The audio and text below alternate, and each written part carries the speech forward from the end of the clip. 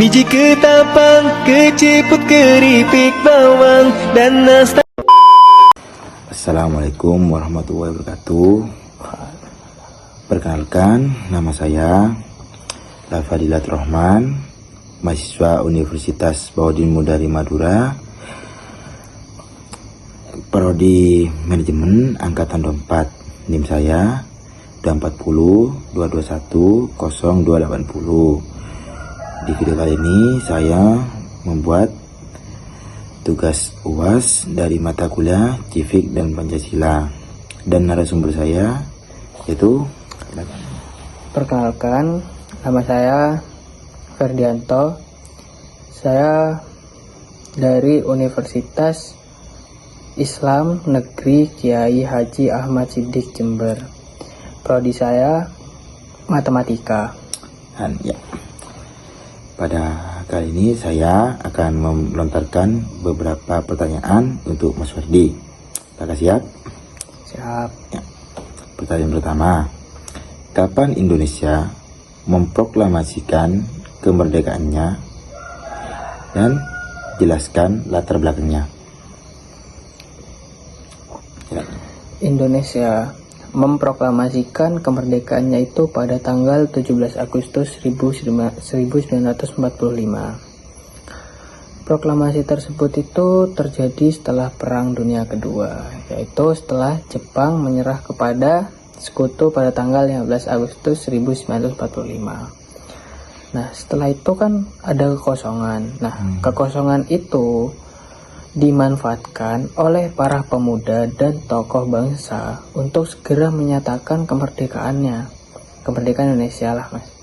Nah, proklamasi itu sendiri juga dibacakan oleh dua tokoh, yaitu Insinyur Soekarno dan Dr. Andes Muhammad Hatta di Jakarta sebagai bentuk resmi kemerdekaan dari penjajahan, terutama itu dari Belanda dan Jepang yang sebelumnya itu menguasai wilayah Nusantara. Ya.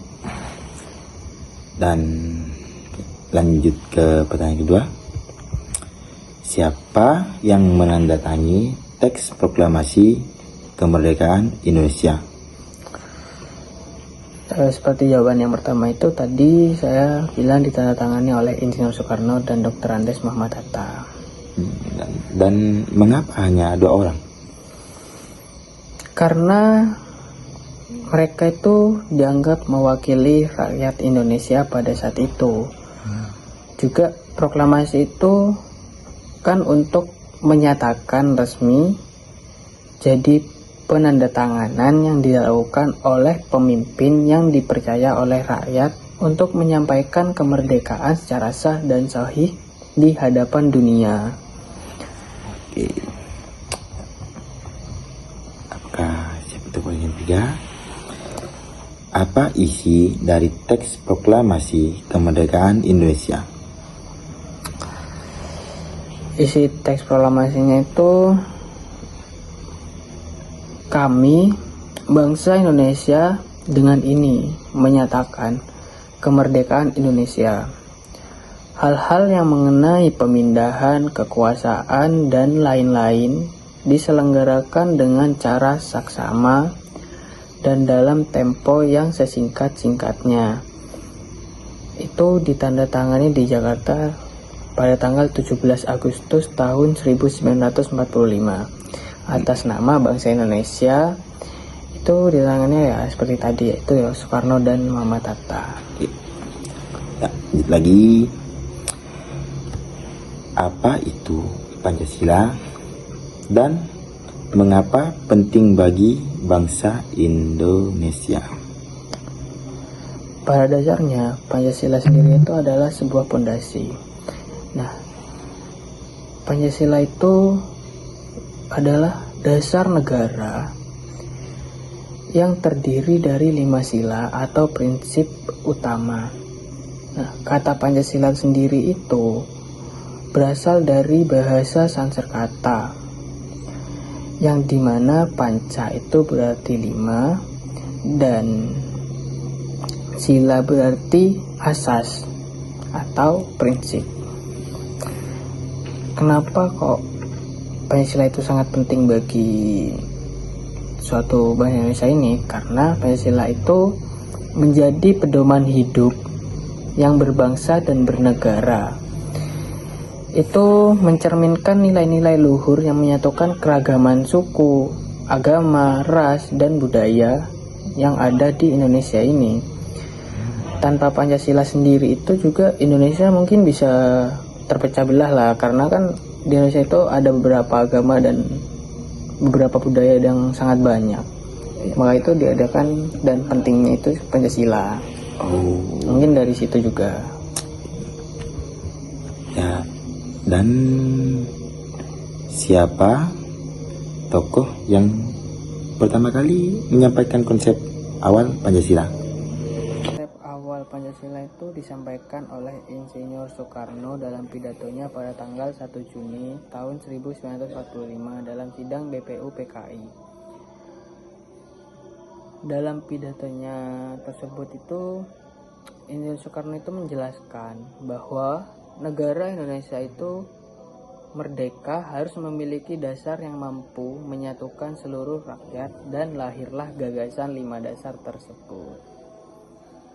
Oke, ya, lanjut ke pertanyaan berikutnya. Siapa saja pahlawan yang berjuang untuk kemerdekaan Indonesia? Sebutkan dan jelaskan di antaranya. Untuk menjelaskan itu saya kurang tahu, tapi untuk pahlawan itu ada beberapa yang saya ketahui, yaitu ada Insinyur Soekarno, ada Cut Nyak, ada Pangeran Diponegoro, ada Tuanku Imam Bonjol, R.A. Kartini, dan Ki Hajar Dewantara. Untuk menjelaskannya saya juga kurang mengerti, kurang paham. Baik, jawaban dari Mas Ferdi sudah benar, tapi ya saya akan bantu menyempurnakan dengan menjelaskan beberapa di antaranya, yaitu Cut Nyak sendiri, yaitu adalah pahlawan perempuan dari Aceh yang memimpin perlawanan terhadap Belanda setelah suaminya gugur di medan perang. Ia terkenal karena keberaniannya dan semangat pantang menyerah. Dan Ki Hajar Dewantara sendiri tokoh pendidikan yang mendirikan Taman Siswa. Beliau dikenal dengan semboyannya Ing Ngarsa Tulada Ing Madya Mangun Karsa Tuturi Handayani, yang artinya itu seorang pemimpin harus bisa memberi teladan, semangat, dan dukungan dari belakang. Dan apa peran R.A. Kartini dalam perjuangan kemerdekaan dan apa peninggalannya? Raden Ajeng Kartini itu dikenal sebagai pelopor emansipasi perempuan di Indonesia. Dia itu memperjuangkan hak-hak pendidik bagi perempuan Jawa yang saat itu terbelenggu oleh adatnya. Ya, meskipun ia tidak terlibat secara langsung dalam perang fisik, tetapi dia tuh terlibat dalam pemikiran untuk memengaruhi kebangkitan kesadaran nasional. Nah, untuk peninggalannya itu yang pernah saya baca itu, dia memiliki buku yang berjudul Habis Gelap Terbitlah Terang. Nah, itu menjadi simbol perjuangan kaum perempuan. Oke. Ya, selanjutnya, apa tujuan para pahlawan memperjuangkan kemerdekaan Indonesia? Tujuan para pahlawan itu untuk memperjuangkan kemerdekaan, itu untuk mengakhiri penjajahan yang pastinya, Mas. Nah, itu tujuan pertamanya. Nah, juga tujuannya itu mengembalikan martabat bangsa dan mewujudkan kehidupan yang merdeka, adil, dan sejahtera bagi seluruh rakyat Indonesia. Pastinya kan mereka semua itu ingin Indonesia menjadi negara yang bebas, menentukan nasibnya sendiri tanpa campur tangan bangsa asing, serta membangun masyarakat yang berkeadaban dan berkeadilan. Ya, dan terima kasih untuk jawabannya. Saya sangat merasa puas atas jawaban-jawaban yang dilontarkan Mas Ferdi untuk saya, dan saya sangat berterima kasih karena telah meluangkan waktunya meskipun ya agak sulit. Dan sekian, terima kasih. Wassalamualaikum warahmatullahi wabarakatuh. Thank you for watching.